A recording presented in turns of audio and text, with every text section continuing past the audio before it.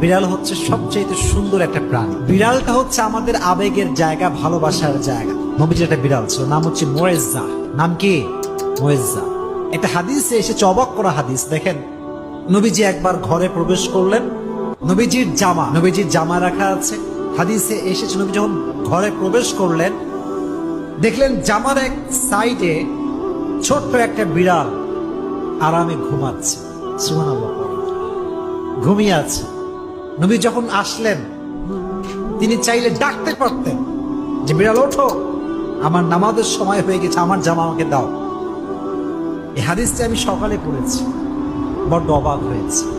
হাদিসে এসেছে নবী বিড়ালকে ডাকেন নাই, তার শরীরে স্পর্শ করেন নাই।